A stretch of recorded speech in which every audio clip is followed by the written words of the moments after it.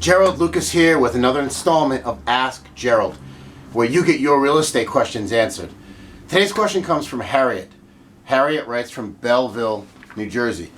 And Harriet writes, Gerald, we just closed on our first home. We got a ton of paperwork throughout the process, especially at the end when we finally got the keys. Which of the documents should we keep? That is a great question, Harriet. So what I'm going to do is I'm going to give you a half dozen home-related documents that you definitely want to keep in a safe place. I'll list them all quickly and then I'll explain what each of them are. So first and foremost, you want to keep your Hud and Settlement Statement. Secondly, you want to keep your title policy. Thirdly, you want to keep your deed. Number 4, your home survey, property survey. Fifth, your mortgage or deed of trust if you borrowed money to buy the property.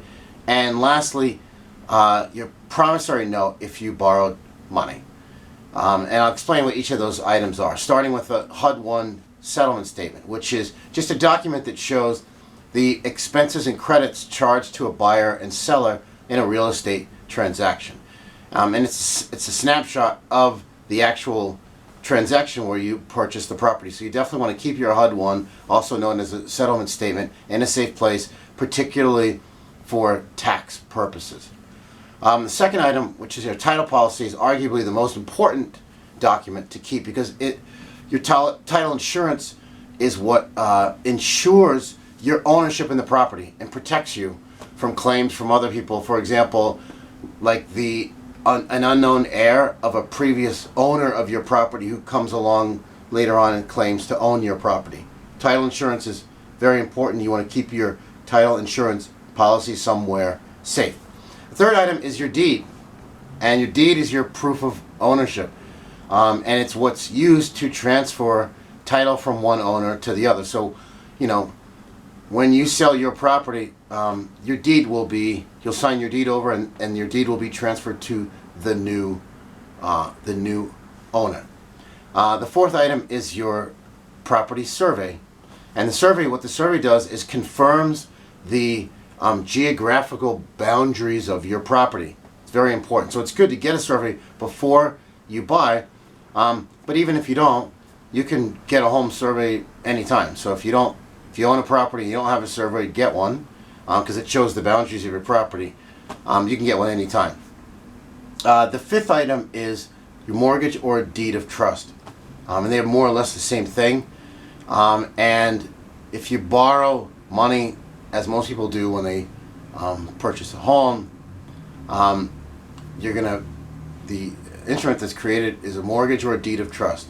Whether it's a mortgage or deed of trust depends on what state you're in. Some states use mortgages, some states use deeds of trust, and some states use both.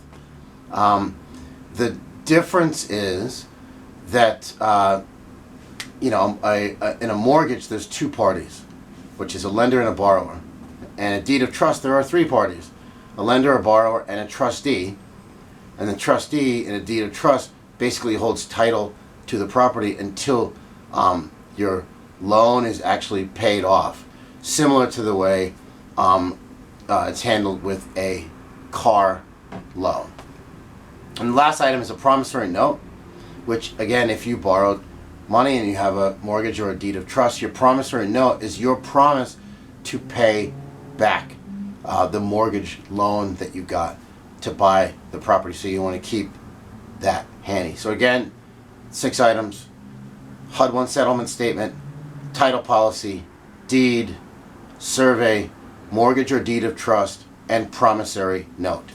So thanks for your question, Harriet. For more real estate information and tips, visit my blog at geraldlucas.com. I'm Gerald Lucas, and I'll see you again soon.